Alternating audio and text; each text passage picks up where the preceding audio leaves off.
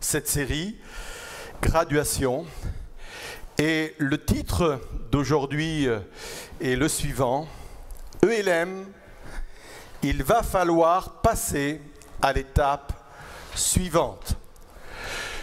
Combien comprennent que dans ce titre, il n'y a pas de recommandation? Combien comprennent que ce titre n'est pas une option, mais que c'est une obligation, pour ne pas dire un devoir? Devant chaque église, quelle qu'elle soit, de n'importe quelle région de France ou du monde entier, devant chaque église, il y a toujours une étape prochaine qu'il faut franchir. Et à chaque fois que les églises, quelles qu'elles soient encore, ont refusé de franchir l'étape suivante, ça a été pour elles une vraie perte. Quand je regarde l'histoire de l'Église en général, et quand je regarde également au Nouveau Testament, je m'aperçois que ça a été toujours le cas. Quand une Église a refusé d'aller à la prochaine étape, ça a été une perte. Il y a par exemple l'Église de Laodicée, qui était une Église prospère, avec une vraie influence, un vrai impact sur toute la région. Et même on a retrouvé des écrits anciens, et dans ces écrits anciens, on s'aperçoit que Laodicée, l'église de Laodicée était une espèce de plateforme qui influençait plusieurs églises de toute la région où elle se trouvait. C'est une église qui avançait, c'est une église qui allait relever régulièrement les défis. Jusqu'au moment où elle va faire cette déclaration, bon, maintenant, je suis riche. La version Parole de vie dit ceci, j'ai fait de très bonnes affaires. En d'autres termes, j'ai bien bossé jusqu'à présent. J'ai mis en place des choses innovantes. J'ai fait ma part de travail. J'ai bien réussi, nous avons bien réussi jusque-là. Maintenant, place aux autres. Elle a refusé de passer à l'étape suivante. Et le reproche du Seigneur va être terrible. En fait, tu ne sais pas combien tu es malheureux, misérable, tu es pauvre, nu et aveugle. Ça fait mal, hein? Que dire de l'église d'Éphèse, qui était aussi une église prospère? Une église qui a été impulsée par le ministère de l'apôtre Paul. Quand l'apôtre Paul est arrivé dans cette ville, il a trouvé un petit noyau de croyants pour lequel il a prié, il fut rempli du Saint-Esprit et il a commencé à exercer le ministère. La Bible nous dit que des miracles extraordinaires se faisaient par les mains de Paul. Au point qu'on prenait même des vêtements qui avaient appartenu à Paul, et quand on prenait les vêtements qui avaient appartenu à Paul et qu'on les mettait sur les malades étaient guéris. Vous imaginez un peu? Et c'est une église qui très vite s'est développée, qui très vite a impacté. Et 40 ans plus tard, dans le livre de l'Apocalypse, le Seigneur va lui faire ce reproche. Ce que j'ai contre toi, c'est que tu as abandonné ton premier amour. Et nous, on prend cela pour du sentimentalisme. Oh, tu ne m'aimes plus comme avant. Mais ça va beaucoup plus loin que cela. Ce que Dieu est en train de lui dire, il est en train de lui dire, mais où est ta passion du début ? Cette passion qui t'animait, cette passion qui faisait que tu étais à l'écoute de ma volonté, qui faisait que tu étais prête à chaque fois à relever les défis que je mettais devant toi pour aller plus loin. C'est ce que l'Écriture dit. Mais où est cette passion-là, cette dynamique-là qui te projetait en avant? Est-ce que je peux parler de Galatie, l'épître aux Galates? Vous couriez bien? Vous alliez d'étape en étape, vous aviez un véritable élan pour aller vers l'avant. Qui vous a arrêté? Et je pourrais prendre de nombreux exemples dans le Nouveau Testament, et je pourrais aussi parler de l'histoire de l'Église en général dans tous les pays du monde, où on a vu des églises florissantes, des églises qui avaient vraiment un aura, qui avaient un impact sur les autres et qui ont refusé, comme un saut d'obstacle, ont refusé de sauter plus loin et de passer à l'étape suivante.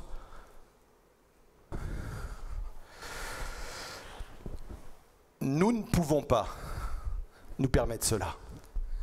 ELM, Église Lille Métropole, il va falloir passer à l'étape suivante. En quoi consiste, pour notre Église, de passer à l'étape suivante? Pour les autres églises, ça pourrait être autre chose, mais pour nous, ça passe par 3 étapes que je souhaiterais vous partager ce matin. La première étape, ça passe par la connaissance de notre appel. Et là, nous touchons un élément important. Un élément que tous les pasteurs devraient savoir et toutes les églises devraient connaître. Et je peux vous dire que si tous les pasteurs avaient conscience de cela et si toutes les églises avaient conscience de cela, ça leur retirerait une certaine pression. La chose importante, c'est que chaque église a reçu de Dieu un appel particulier. Et que cet appel n'est pas forcément le même. Il est commun sur la grande mission qui est de sauver les âmes, on est d'accord. Mais dans sa partie pratique, dans sa mise en œuvre, dans son fonctionnement, nous avons des appels différents. On le voit encore une fois dans les épîtres. Antioche n'avait pas le même appel que Rome. Antioche est une église avec un appel missionnaire. Est parti d'Antioche des hommes et des femmes qui ont gagné des populations lointaines, ont atteint les nations. Rome, par exemple, dans un premier temps, son appel était de s'occuper de la diaspora juive qui se trouvait dans cette ville. Il y avait beaucoup de juifs à Rome à cette époque-là, et leur première mission a été de s'occuper de cette diaspora. Et encore une fois, je pourrais égrener plusieurs églises qui sont mentionnées dans les épîtres, dans le Nouveau Testament, en vous prouvant, en vous montrant qu'il y a un appel bien précis sur chaque église. Et il en est de même encore aujourd'hui pour l'église de Jésus-Christ. Certaines églises sont appelées à être grandes, certaines églises sont appelées à être petites. Et sans aucun jugement de valeur. Certaines sont appelées à avoir une visibilité sur Internet, d'autres pas, ou juste un tout petit peu. Certaines ont une dominante sociale, humanitaire, même si nous faisons tous plus ou moins à nos échelles du social, de l'humanitaire, mais certains, c'est vraiment leur marqueur. Certaines églises, c'est leur marqueur. C'est leur appel. Certaines sont uniquement cellulaires. Ça veut dire qu'ils ne se rassemblent pas, qu'elles ne se rassemblent pas comme nous le faisons chaque dimanche matin dans ce lieu, mais elles ont simplement des petits groupes répartis et certaines connexions. Il y a parfois des rassemblements dans l'année, mais ce n'est pas leur but. Le but, c'est de grandir par des cellules et que Dieu les bénisse, parce que c'est leur appel. Ah, je peux vous dire que c'est libérateur de comprendre cela. C'est libérateur parce que nous ne sommes plus dans la comparaison. Nous ne sommes plus dans la compétition, mais nous sommes dans la complémentarité. Et moi, je veux bénir toutes les églises qu'il y a sur la métropole lilloise, et elles sont nombreuses, et je veux les bénir dans leur appel. Ils sont appelés à faire des choses que nous ne sommes pas appelés à faire, et vice-versa. Et encore une fois, ce qui est important pour nous, pour passer à l'étape suivante, c'est de bien comprendre l'appel qu'il y a sur cette église.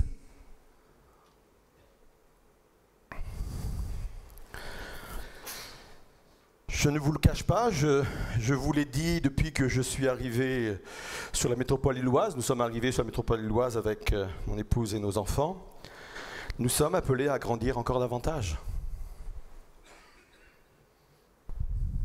Nous sommes appelés à dépasser ce nombre, parce que c'est notre appel. Nous sommes appelés à développer notre visibilité sur Internet.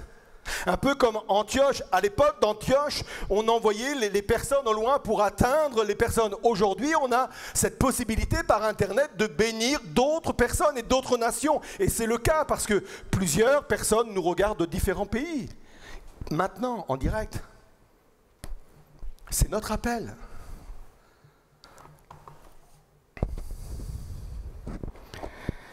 Nous sommes appelés à lever des talents au milieu de nous pour qu'ils impactent d'autres lieux. C'est notre appel. Et encore une fois, il n'y a pas de gloire, il n'y a pas de compétition, il n'y a pas de comparaison. C'est simplement être en phase avec ce que Dieu nous demande.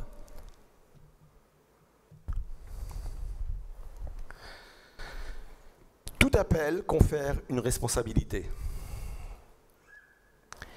Luc 12, 48 dit ceci. Si quelqu'un a beaucoup reçu, on exigera beaucoup de lui. Et plus on vous aura confié, plus on demandera de vous. Et avec cet appel que Dieu a fait reposer sur cette Église, je suis et nous sommes conscients de la responsabilité qui est la nôtre. J'estime que nous avons reçu beaucoup. Mais ça confère de plus grandes responsabilités.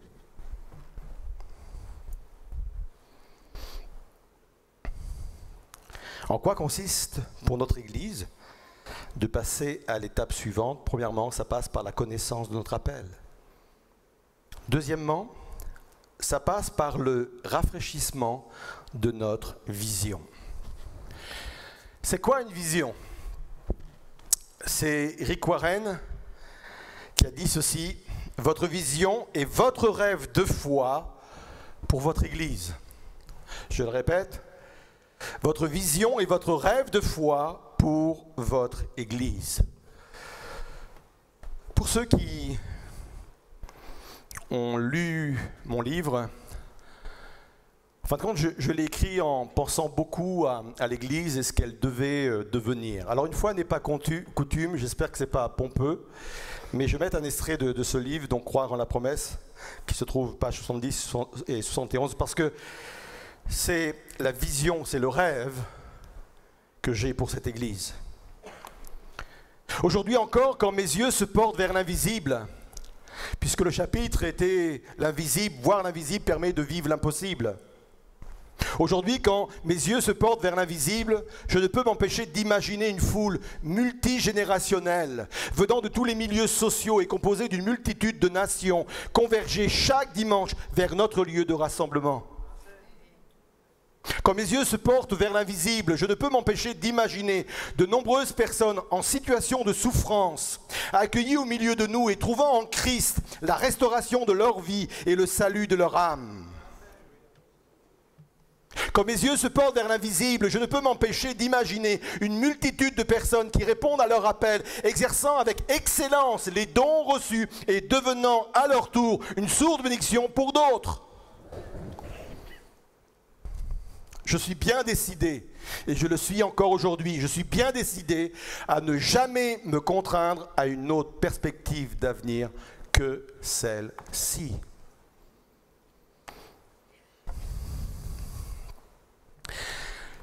C'est important que vous lisiez cela, que vous sachiez cela,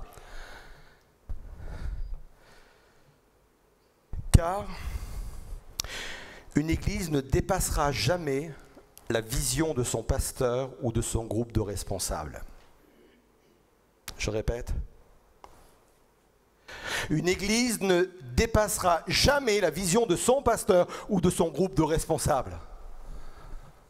Voilà quelle est notre vision, voilà quel est notre rêve de foi que Dieu a pu mettre dans nos cœurs. La vision est importante pour 3 raisons. Elle permet de canaliser une énergie. Proverbe 29, 18, vous connaissez ce texte, j'ai choisi la version français courante. Lorsqu'il n'y a plus de vision d'avenir, un peuple vit dans le désordre. La version Semeur dit, se laisse aller sans frein. En fin de compte, un peuple qui n'a pas de vision, c'est un peuple dont l'énergie n'est pas canalisée. C'est une énergie qui va dans tous les sens, de tous les côtés. Et combien sont d'accord pour dire que quand une énergie est canalisée, elle est efficace? Vendredi soir, ici, nous avions notre soirée des équipiers. Nous le faisons une fois par an. On a repris après la crise sanitaire, on était bénis d'être là. Et le but, c'est d'honorer tous ceux et toutes celles qui travaillent avec nous. Et nous étions à cette soirée 350 personnes. Et tout le monde n'était pas là. Et c'était vraiment beau de voir tout ce potentiel qui était là. Dans tous les pôles, il y a 13 pôles, il y a 50 départements dans l'église. Et c'était vraiment beau de voir tout le monde présent. Et ceux qui étaient là vendredi soir peuvent l'affirmer. Beau de voir le potentiel qu'il y a dans cette église. Un potentiel révélé et d'autres qui doivent être révélés. Et c'est vraiment important que ce potentiel-là, cette énergie-là, soit canalisée dans une même direction. Voilà notre vision, voilà la direction vers laquelle nous voulons aller. Vous êtes toujours là? Deuxièmement, une vision permet de savoir où l'on va. Quelqu'un dit, si tu ne sais pas où tu vas, tu risques de mettre longtemps à t'y rendre. C'est du bon sens, hein? Mais tellement vrai. Et troisièmement, une vision permet de mettre en place des objectifs. Bien entendu, sur ces 3 points, on pourrait encore développer, mais ce n'est pas tout à fait le but de ma méditation d'aujourd'hui.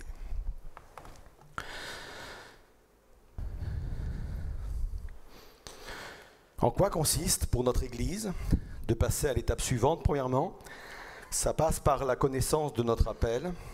Deuxièmement, ça passe par le rafraîchissement de notre vision. Et enfin, ça passe par un outil adapté. Je vais parler de notre bâtiment. Combien sont d'accord que le bâtiment, ce n'est pas l'église? Et qu'on a bien fait de désacraliser le bâtiment, on est d'accord?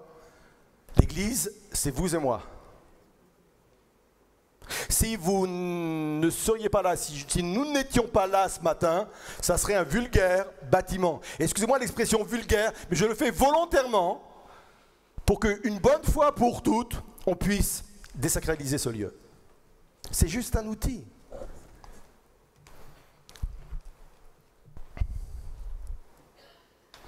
Mais cet outil doit servir de réceptacle à la bénédiction. C'est l'histoire de cette veuve qui est allée voir Élisée.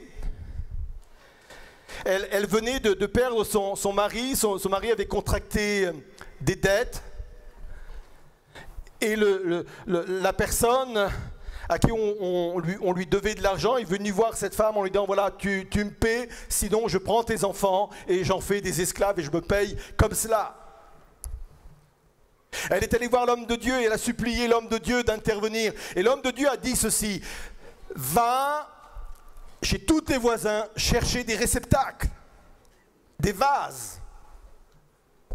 Et le vase d'huile que tu as chez toi, tu vas le prendre et tu vas le verser dans chaque vase. Et l'homme de Dieu va préciser, n'en demande pas un petit nombre. Et c'était important parce que au dernier vase, l'huile s'est arrêtée. Sur tous les autres vases, l'huile s'est multipliée. Et au dernier vase, il s'est arrêté. S'il y avait eu une dizaine d'autres vases, ces 10 autres vases auraient été remplis. Vous me suivez? Comme quoi, le réceptacle n'est pas à la bénédiction, mais contribue à la bénédiction. Vous me suivez? À chaque fois qu'on a donné à Dieu des espaces nouveaux, et avant le confinement, nous étions en 2 cultes, Dieu a toujours rempli les espaces qu'on lui proposait. Les vases nouveaux qu'on lui a proposés, Dieu les a remplis.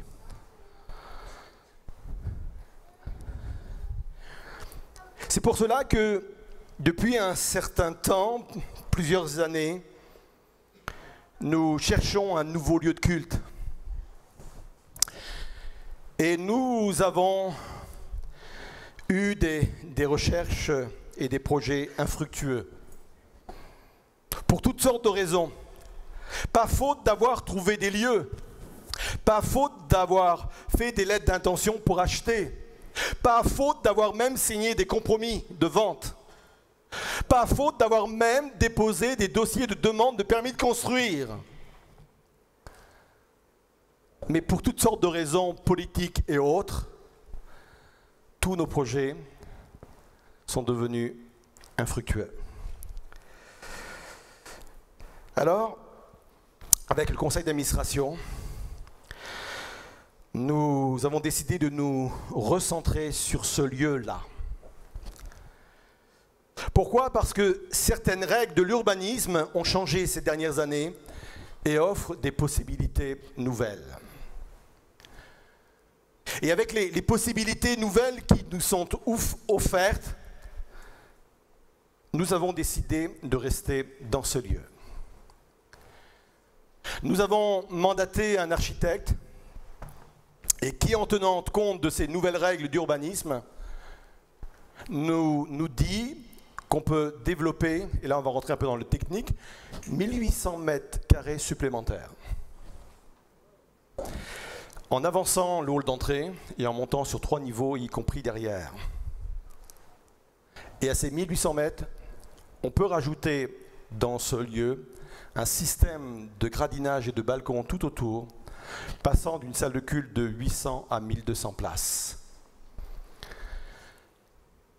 Comme cela se fait normalement quand il y a des projets d'une telle importance, nous sommes allés voir les autorités de cette ville, Madame le maire, entre autres, et toute son équipe.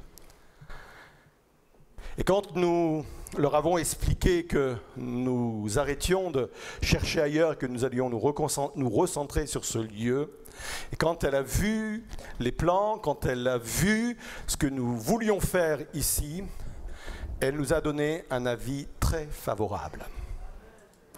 Allant jusqu'à même dire, nous voulons porter le projet avec vous.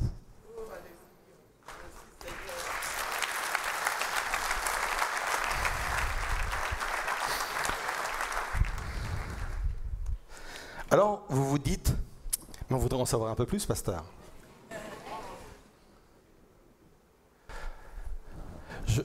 Nous vous donnons rendez-vous mardi dans l'émission ELM en question, spécial projet immobilier. Où là, on va vous expliquer tout le projet, y compris vous montrer les plans, et répondre à toutes vos questions par SMS ou par une application que plusieurs connaissent quand ils sont reliés avec nous à cette émission. Ça sera mardi à 20h. Ne manquez pas cette émission parce qu'il n'y aura pas de replay. Je le dis sérieusement, il y aura un léger différé si vous arrivez en retard de quelques heures, mais c'est une vidéo pour des raisons que vous pouvez comprendre qu'on ne peut pas la laisser comme cela sur Internet. Donc on vous donne rendez-vous mardi prochain à 20 h. Qu'est-ce que ça nécessite maintenant? Maintenant qu'on a bien déterminé quel était notre appel, quelle était notre vision et le nouveau réceptacle pour mettre tout cela en œuvre. Ça implique deux choses. Ça implique un pas de foi. Je l'ai cité il y a quelques semaines de cela, une citation de Wilson Tozer qui a dit ceci: Dieu cherche ceux avec qui il peut faire l'impossible. Quel dommage que nous ne planifions que les choses que nous pouvons faire par nous-mêmes. Cette citation, elle est sur le bureau de ma tablette. Et à chaque fois que j'ouvre ma tablette, et je le fais chaque jour, parfois plusieurs fois par jour, je tombe sur cette citation parce que je ne veux pas l'oublier. Dieu cherche ceux avec qui il peut faire l'impossible. Et comme dans tout projet, ça nécessite un pas de foi et nous le ferons ensemble. N'oublions jamais que nous sommes nous-mêmes les propres limites à ce que Dieu veut accomplir. Ne cherchons pas les limites en dehors de nous, en dehors de cette église, les limites de ce que Dieu peut accomplir. Très souvent, on met ça sur le dos du diable, entre guillemets, mais les limites sont très souvent au milieu de nous et en nous.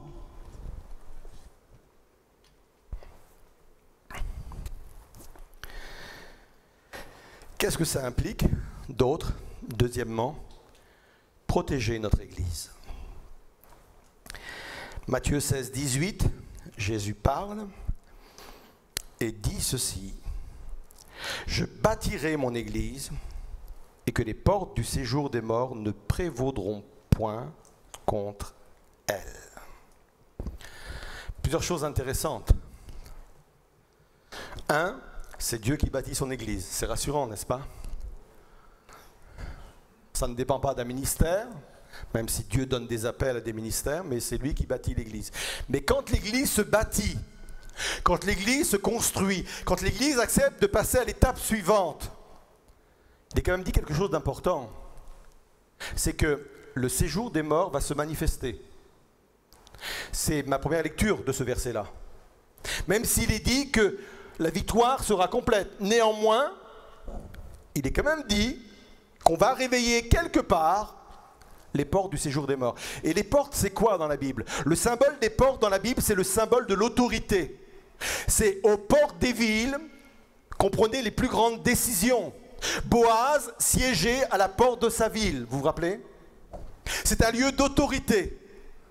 C'est un lieu où on prend des décisions. Et le séjour ou les portes du séjour des morts, c'est un lieu d'autorité ténébreuse. Ça veut dire qu'il y a cette implication aussi à protéger l'Église et à protéger les projets de l'Église. Il y a dans l'Église un département intercession et la première chose qui m'est venue à l'esprit quand ce projet a commencé à prendre forme, c'est d'envoyer un mail à la responsable du pôle intercession pour lui dire « on a besoin de vous ». Parce qu'il y a cet enjeu. Vous savez que l'adversaire de nos âmes croit à notre projet? Vous savez ça? J'allais dire, il y croit dur comme fer. Mais il y croit. C'est pour cette raison qu'il l'attaque. Et permettez-moi un slogan. Vous connaissez ce slogan, mais il y a peut-être qu'une certaine génération qui va le comprendre, mais vous savez, touche pas à mon pote, vous vous souvenez de cela? Touche pas à mon église, le diable s'en charge. Ça ne veut pas dire qu'on ne doit pas donner un avis sur le fonctionnement de l'église. L'église est très imparfaite et on aime la critique. quand elle vient construire et alimenter quelque chose, bien au contraire. Chaque lundi, le bureau, l'équipe du bureau se réunit et on fait un débrief de tout ce qui s'est passé dans la semaine pour voir ce qui n'a pas été et ce qui doit être amélioré, parce qu'on est conscient qu'il faut toujours s'améliorer. Donc la critique positive est la bienvenue, mais au-delà de cette critique positive, touche pas à mon église. Le diable s'en cherche déjà. Je veux protéger l'Église. Nous vivons une époque formidable. Je ne sais pas si vous en rendez compte, mais je pense que oui. Selon les chercheurs en missiologie, au cours de ces 40 dernières années, il y a plus d'âmes qui sont venues à Christ que depuis le jour où la croix a été dressée sur le mont Golgotha. Vous entendez ce que je viens de dire? Tous les âmes qui sont passées de la mort à la vie depuis 2000 ans à il y a 40 ans sont moins nombreuses que les personnes qui ont été gagnées depuis 40 ans à Christ. Et là, ça doit nous réveiller en disant, il se passe quelque chose. La fin des temps n'est pas annonciateur de la fin de l'Église, de la fin des âmes sauvées. Je sais qu'il y a cette culture qui consiste à dire, allez, on va résister. Ça va être de plus en plus compliqué à la fin des temps. Ça va être compliqué. On va résister. Si on est quelques-uns à être sauvés, c'est déjà bien, mais on va résister. Non! Est-ce que mon nom était assez fort? Oui. Oui. Non. Parce que cette dynamique, cette vague qui est partie il y a 40 ans, ne fait que s'accentuer aujourd'hui. Et la France n'est pas exclue à cela. À nous, simplement, de saisir la vague. Ésaïe 51, verset 15 dit ceci. « Je suis l'Éternel, ton Dieu, qui soulève la mer et fait mugir ses flots. L'Éternel des armées est son nom. » Une autre version dit que l'Éternel est celui qui fait gronder la vague, qui fait soulever la vague. Oui, les vagues, les surfeurs. Je sais qu'on est à Lille, mais peut-être qu'il y a des surfeurs là. La vague qui monte.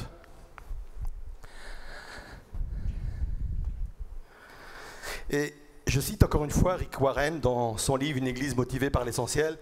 Il dit qu'il faut apprendre à surfer sur les vagues spirituelles que Dieu nous envoie. C'est Dieu qui fait soulever les vagues, qui envoie les vagues, et à nous de savoir les prendre et surfer dessus. Et dans ce même livre, il dit ceci, très intéressant. Il dit, si nous nous inscrivons dans une école de surf, ils vont nous apprendre à choisir un bon équipement, à reconnaître une bonne vague, à entrer dans la vague, à garder l'équilibre, à sortir de la vague quand celle-ci meurt pour en récupérer une autre, l'étape suivante. Mais pas à construire la vague. C'est pas notre job de construire les vagues spirituelles. Il y en a qui voudraient, par leur sanctification, par leur façon d'exercer leur ministère, voudraient produire un mouvement de vagues qui s'élève et enfin on pourra surfer dessus. C'est pas notre job, ça. C'est Dieu qui soulève les vagues. C'est Dieu qui nous envoie les vagues. Notre responsabilité à nous, c'est de les saisir. De garder l'équilibre. Et quand la vague s'arrête, déjà voir au loin la prochaine. Et ainsi de suite. Je vais conclure. Rick Warren a écrit ceci dans ce contexte de mon explication. Ce n'est pas notre responsabilité de créer des vagues, mais de reconnaître comment Dieu agit dans le monde et de nous joindre à son effort. C'est tout. C'est tout. Bon, ELM. Est-ce que tu es prêt à passer à l'étape suivante? On y va ensemble? Moi, je bouillonne là, vous savez, j'ai envie. Hein. J'ai envie de sauter dans la foule. Non, non, non, je t'inquiète. Soyez rassurés. C'est juste une métaphore. Parce que je les connais, ils sont tellement compatissants, ils vont tous s'écarter.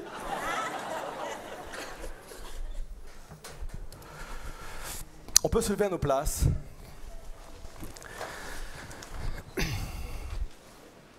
Je veux que ce message fasse date. Non pas parce que je l'ai apporté, mais parce que je pense que ce message est un élément essentiel de la vision de l'Église. Et j'ai besoin, et nous avons tous besoin les uns les autres, et vous qui êtes engagés ou qui voulez l'être, j'ai besoin que le Seigneur vienne me chercher et vienne peut-être ranimer en moi un appel qu'il y a sur ma vie. Un don, un talent que Dieu m'a confié. Parce que je ne veux pas être de ceux qui restent sur la plage et qui regardent les surfeurs au loin prendre les vagues les unes après les autres. Mais je veux être moi-même sur la planche. Dieu va m'apprendre à tenir sur ma planche. Dieu va m'apprendre à avoir l'équilibre. Il va m'apprendre à bien repérer les choses. Mais je veux vraiment être dans cette dynamique spirituelle que Dieu est capable d'occasionner au milieu de nous. Alors avec ce chant, on va dire deux choses. Premièrement, que Dieu est là. Je ne doute pas que Dieu est au milieu de cette église, comme il est au milieu des autres églises. Dans l'Apocalypse, on le voit marcher au milieu des chandeliers. Et les chandeliers, c'est l'image des églises. Et il marche.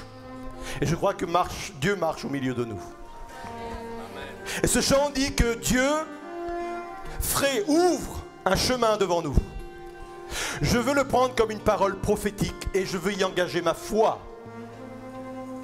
Dieu ouvre devant nous un chemin. Je crois que aussi longtemps que nous aurons en nous ce désir de passer à l'étape suivante, Dieu n'en aura pas fini avec nous. Il nous emmènera toujours et toujours et toujours encore plus loin. Et le jour où Dieu jugera que mon ministère est fini ici, il en prendra un autre. Ça sera le même appel, ça sera le même objectif, toujours plus loin. Alors dans un acte de foi, on veut dire au Seigneur, tu es présent au milieu de nous et tu ouvres devant nous un chemin.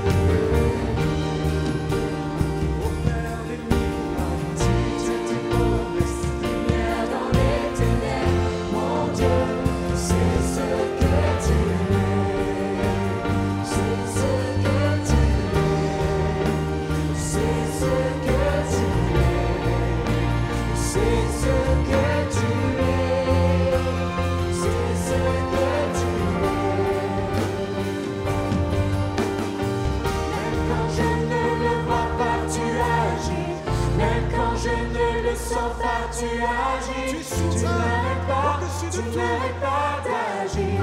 Tu n'arrêtes pas, tu n'arrêtes pas d'agir. Même quand je ne le vois pas, tu agis. Même quand je ne le sens pas, tu agis. Tu n'arrêtes pas, tu n'arrêtes pas d'agir. Tu n'arrêtes pas, tu n'arrêtes pas d'agir. Même quand je ne le vois pas, tu agis. Même quand je ne le sens pas, tu agis.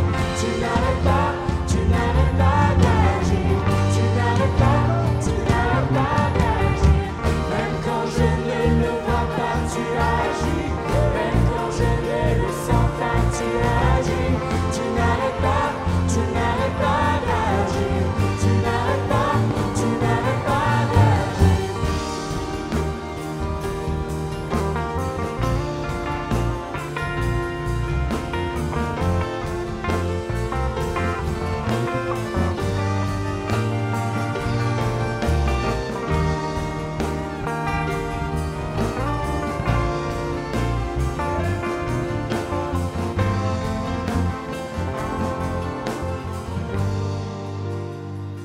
Tu es là, présent parmi nous. Quel privilège. Je t'adore,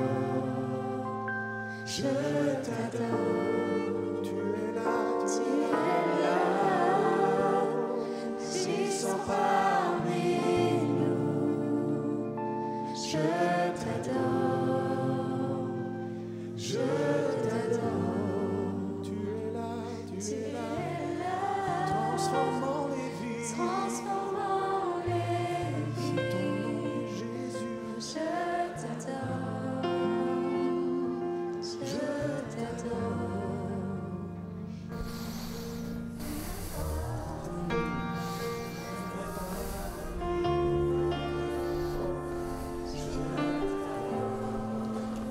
Merci Seigneur. Merci Seigneur Jésus. Viens nous chercher Seigneur dans nos retranchements Seigneur. Viens nous chercher Seigneur là où il y a encore des faiblesses.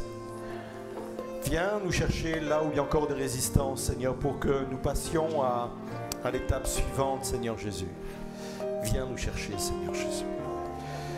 On veut Seigneur être cette source de bénédiction pour plusieurs, Seigneur. Une source de bénédiction pour ceux et celles qui sont présents dans ce lieu ou qui nous suivent sur Internet, mais une source de bénédiction pour leurs enfants, leurs parents et leurs petits-enfants, Seigneur Jésus. On va être une source de bénédiction pour les amis des uns et des autres, Seigneur. Pour les collègues de travail des uns et des autres, Seigneur. On veut que cette église soit une source de bénédiction pour toutes ces personnes-là, Seigneur. Nous nous sentons en charge de toute cette population, Seigneur. Nous nous sentons en charge de cette mission, Seigneur. D'être pertinent, Seigneur. Et d'impacter toutes ces personnes. Alors, Seigneur, accomplis les transformations nécessaires. Tout d'abord dans nos propres vies et dans cette église. Et nous croyons que cela est possible pour une simple et seule raison, c'est que tu es présent dans ce lieu, Seigneur. C'est que tu es présent dans le temple qu'est l'église, qu'est le temple qu'est notre corps, Seigneur. Tu es là, présent, Seigneur. Oh, Jésus. Tu es là, Seigneur.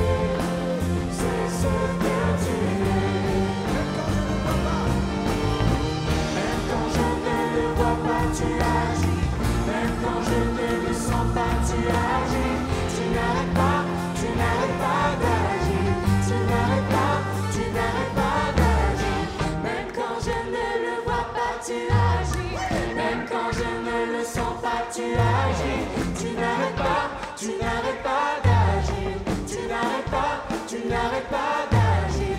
Même quand je ne le vois pas, tu agis. Même quand je ne le sens pas, tu agis.